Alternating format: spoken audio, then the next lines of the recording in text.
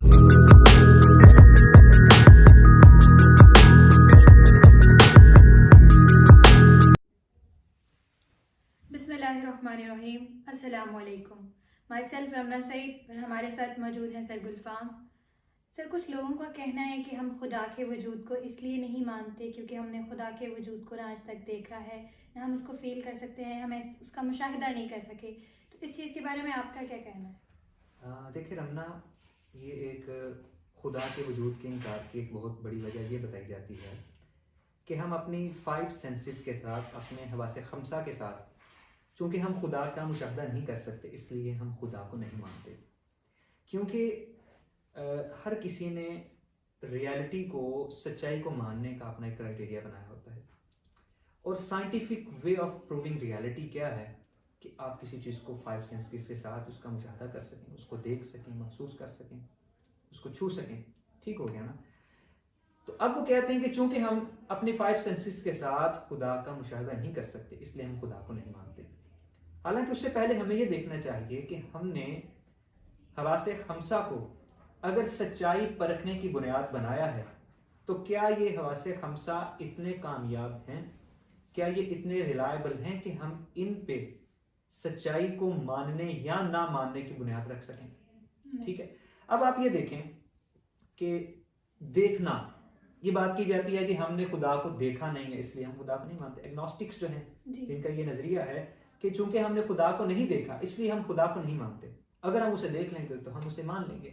हालांकि ये देखा जाए कि क्या उनकी जो आंखें हैं, उनके देखने की जो हिस्स है, क्या वो इतनी कामयाब और काबिल एतमाद है कि वो उस पर हमेशा भरोसा कर सकें।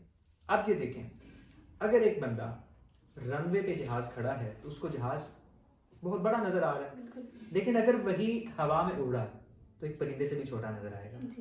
ठीक है, अब क्या है, आंख तो इंसान की वही है, लेकिन अगर करीब देखने में वो चीज और है, दूर से देखने में वो और है। बिल्कुल। यानी कि अगर हम किसी एक बंदे ने जहाज को देखा है दूर से, एक बंदे ने जहाज को देखा है करीब से, तो हम किसकी बात माने? दोनों अपनी सेंस के साथ वो उन्होंने इस चीज का मुशाहिदा किया है ना।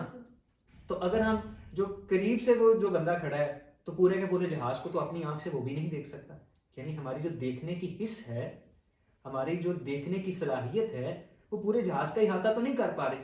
उसे तो कुछ चीजें जहाज की नजर आएंगी। तो अगर वो ये कहे वो सिर्फ खिड़की को देख लें या जहाज के कॉकपिट को देख लें या उसके किसी और चीज को देख लें, वो कह ले कि जहाज सिर्फ ये है, तो क्या हम उस पर एतबार कर लें? कोई भी एतबार नहीं करेगा। ठीक है, अगर किसी बंदे ने जहाज को फिजा में उड़ता देखा है, वो कहता है जहाज को जी इतना सा होता है, उसने अपनी आंखों के साथ देखा है, लेकिन हम उसका यकीन कर रहे हैं? नहीं कर रहे। ठीक हो गया ना? और कई दफा इस तरह से होता है कि एक बंदा दूर से आ रहा है तो हम ये समझते हैं कि ये फुला बंदा आ रहा है, लेकिन वो जब करीब आता है वो कोई और होता है। यानी कि हमारे देखने की जो सलाहियत है उसने हमें इधर धोखा दे दिया।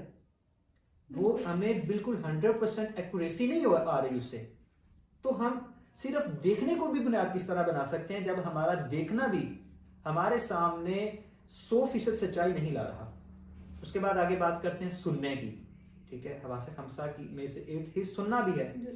तो अगर 3-4 लोग इकट्ठे बात कर रहे हों तो हमें कहा जाए कि आप जज करें ये बात किसने की है, तो हमारे लिए मुश्किल हो जाएगा। ठीक है, यानी कि हमारे सुनने की सलाहियत जो है वो भी हमें मुकम्मल और सही रिजल्ट नहीं दे रही। हम फर्क नहीं कर पा रहे, हम फैसला नहीं कर पा रहे कि आवाज किसकी है। यानी कि हमारी ये जो सुनने की सलाहियत है ये भी हमें बिल्कुल सही रिजल्ट नहीं दे रही। तो इस पे भी हम सच्चाई को इनकार करने के, सच्चाई को मानने की इसको बुनियाद कैसे बना सकते हैं? चखने की बात आप करते हैं। ठीक है, इंसान जब बीमार हो तो मीठी चीज का जायका भी उसे कैसा लगता है? कड़वा लगता है ना। हालांकि होना तो ये चाहिए कि हमारे चखने की सलाहियत जो है वो हमेशा एक जैसी रहे और बिल्कुल 100% रिजल्ट दे। अगर मीठी चीज है तो उसको वो हमें ये बताए कि ये मीठी है, कड़वी है तो उसके बारे में भी बताए, तुरश है तो उसके बारे में भी बताए। लेकिन इंसान की तबीयत इंसान के चखने की सलाहियत को बदल देती है, इंसान का मिजाज चखने की सलाहियत को बदल देता है। तो इस तरह से हम चखने की सलाहियत पे भी पूरा भरोसा नहीं कर पा रहे। उसके बाद बात करते हैं छूने की। छूने की अगर हम बात करते हैं तो अगर किसी चीज पे एक कपड़ा डाल के, ठीक है, इंसान को कहा जाए कि इसको छू के देखो बताओ, तो वो आपको सही नहीं बता सकेगा।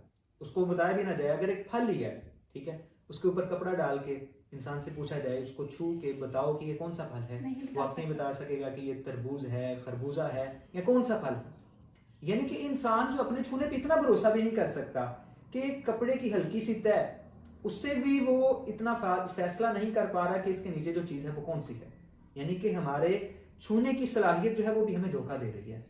उसके बाद बात करते हैं सूंघने की। सूंघने की सलाहियत, अभी कोरोना की जो सूरत चल रही है कि जो कोरोना पॉजिटिव शख्स है उसके सूंघने की सलाहियत भी खत्म हो जाती है। ठीक है, अगर वो किसी चीज को सूंघ नहीं पा रहा तो क्या इसका मतलब ये है कि चीज का वजूद खत्म हो गया? नहीं। अगर उसे किसी चीज की खुशबू नहीं आ रही तो क्या मतलब है इसका कि एक महंगी से महंगी परफ्यूम भी है तो उसका वजूद हम उससे इनकार कर देंगे कि चूंकि इस बंदे को अपने सूंघने की सलाहियत की वजह से, उसमें मसले की वजह से अगर वो इसको स्मेल नहीं कर पा रहा तो हम क्या कह देंगे ये लाखों रुपए की ये परफ्यूम ये ज़ाया बेकार है। मतलब ये है कि अगर किसी बंदे की कोई भी ऐसी सलाहियत जो है वो ठीक तरह से काम नहीं कर पा रही, अगर किसी बंदे की कोई भी सलाहियत जो है ऐसी, उसके हवासे खमसा में से, उसके 5 सेंसेस में से कोई सेंस अगर उसको बिल्कुल सही रिजल्ट नहीं दे पा रही तो उसका मतलब ये नहीं है कि हम उस चीज़ का इनकार कर दें। अगर एक बंदा किसी चीज़ को देख नहीं सकता तो क्या हम उसका इनकार कर दें? उसकी एग्जिस्टेंस तो रहेगी। मिसाल के तौर पर आप दुनिया में इतने कंट्रीज हैं, आपने हर मुल्क में आपने देखा, लेकिन अगर मैं आपसे कहता हूँ कि कंबोडिया को आपने देखा हुआ, आपने देखा नहीं हुआ, लेकिन बिलीव आप भी करती हैं। बिल्कुल। ठीक है, कोरोना वायरस आपने वायरस किसने इंसानी आग से देखा है? कोई भी नहीं, लेकिन सारे उस पर बिलीव करते हैं। ठीक है, अभी जो लेबॉर्ट्री में काम करने के अलावा जो लोग हैं, जर्म्स जो हैं या बैक्टीरिया जो हैं, उनके अलावा किसी और ने, आम बंदे ने उसका मुशाहदा नहीं किया, लेकिन बिलीव सारे उस पर करते हैं। जरूरी नहीं है कि जिस चीज को हम देख ना सकें या 5 सेंसेस के साथ उसको ऑब्जर्व ना कर सकें उसका वजूद ही नहीं है या उसकी रियलिटी नहीं है, उसकी कोई हकीकत ही नहीं है, तो ये बात ठीक नहीं है। अल्लामा इकबाल इसमें बड़ी खूबसूरत बात कहते हैं कि जाहिर की आंख से ना तमाशा करे कोई, वो देखना तो दीद है दिलवा करे कोई, वो दीद का जो शौक तो आंखों का करबन है, देखना यही के ना देखा करे कोई। बहुत सी चीजें ऐसी हैं कि जो इंट्यूशन के साथ, विजदान के साथ आप उनको महसूस कर सकते हैं, और वो खुदा की जात भी वैसे ही है। खुदा की जात को हम विजदान के साथ महसूस कर सकते हैं, और अगर 5 सेंसेस के साथ बात करें तो वो तो डेफिनेटली वैसा तो नहीं हो सकता। अंबिया की अगर हम बात करते हैं, अंबिया खुदा के करीब तरीन लोग हैं। ठीक है, अंबिया ने भी खुदा को नहीं देखा तो क्या हम इसका इनकार नहीं कर सकते? ठीक है, इस चीज को, खुदा की जात को समझने के लिए, खुदा की जात पे ईमान लाने के लिए, खुदा की जात पे यकीन करने के लिए हमें विजदान की जरूरत होती है। ठीक है, विजदान के जरिए हम खुदा की जात तक पहुंचते हैं। उसमें अल्लामा इकबाल ने जो बात कही है ना कि अकल ने एक दिन ये दिल से कहा, भूले भटके की रहनुमा हूं मैं, हूं जमीन पे गुजर फलक पे मेरा, देख तो किस कदर रसा हूं। तो दिल ने ये सुनकर कहा ये सब सच है। अब दिल जवाब दे रहा है, विजदान जवाब दे रहा है कि ये सब सच है, पर मुझे भी तो देख क्या हूं मैं, राज हस्ती को समझती है तू और आंखों से देखता हूं मैं। कि खुदा का मुशाहदा वो आंखें करती हैं जो विजदान की आंखें हैं, जो इश्क की आंखें हैं। ये इंसानी आंख जो है, ये तो आंख ओझल पहाड़ ओझल, ये जो इसके सामने अगर पर्दा आ जाए तो वो पर्दे के पीछे जो चीज है उसको ना जान सके, उसको ना पहचान सके, तो खुदा की जात का मुशाहदा इंसान की आंख कैसे कर सकती है?